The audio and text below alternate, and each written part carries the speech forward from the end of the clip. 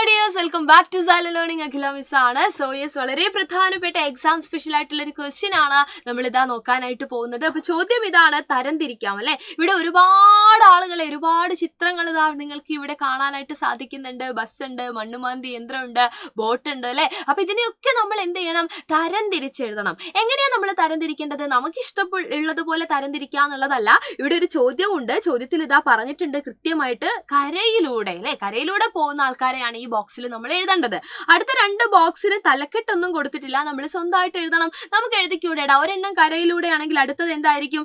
ജലം അല്ലെ, ജലത്തിലൂടെയാണ്, ജലത്തിലൂടെയുള്ള ആളുകൾ അല്ലെ. അപ്പൊ ജലത്തിലൂടെ പോകുന്ന വാഹനങ്ങളെ നമ്മൾ ഇതാ ഇവിടെ എഴുതുന്നു. ജലത്തിലൂടെ അല്ലെങ്കിൽ എന്താണ്?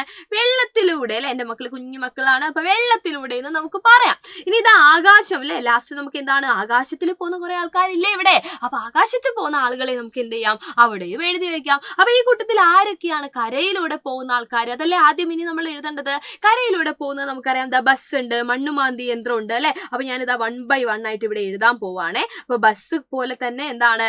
മണ്ണുമാന്തി യന്ത്രം ഉണ്ടായിരുന്നു. മണ്ണുമാന്തി യന്ത്രം നമ്മളിങ്ങനെ ഓർമ്മിക്കണം അല്ലെ, രണ്ട് സൈഡ് ആയതുകൊണ്ട്.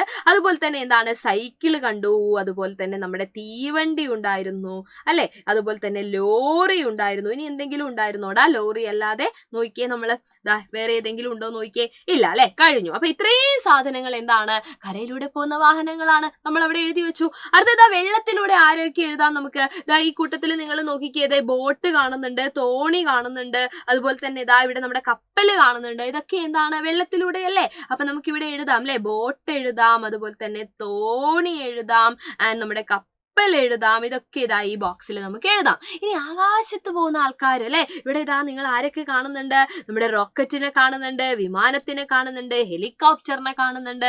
അപ്പൊ നമ്മൾ ഇവിടെ എഴുതുകയാണ്. റോക്കറ്റ് എഴുതി ഞാൻ, അതുപോലെ തന്നെ ഇതാ എന്താണ്? വിമാനം എഴുതി ഞാൻ, അതുപോലെ തന്നെ ഹെലികോപ്റ്ററും നമുക്ക് എന്ത് ചെയ്യാം?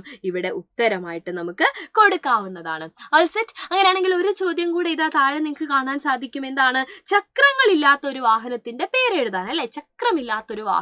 അപ്പൊ ഒറ്റ വാഹനത്തിന്റെ പേര് എഴുതിയാൽ മതി. നിങ്ങൾ ആലോചിക്കുക, ഇവിടെ തന്നെ ഇതാ നമ്മുടെ തോണി ഒന്ന് നിങ്ങൾ സൂക്ഷിച്ചു നോക്കിക്കേ. തോണിക്ക് ചക്രം ഉണ്ടോ? ഇല്ല. അപ്പൊ ഞാൻ എന്താ ഉത്തരം എഴുതിയത്? തോണി എന്ന് ഞാൻ എന്ത് ചെയ്തിട്ടുണ്ട്? ഉത്തരം എഴുതിയിട്ടുണ്ട്. റെഡി? അപ്പൊ തരംതിരിച്ചെഴുതാനുള്ള ഒരു ചോദ്യം എന്തായാലും നമ്മുടെ പരീക്ഷയിൽ നമ്മൾ എന്ത് ചെയ്യുന്നുണ്ട്? പ്രതീക്ഷിക്കുന്നുണ്ട്. മസ്റ്റായിട്ടും മക്കൾ എന്ത് ചെയ്യണം?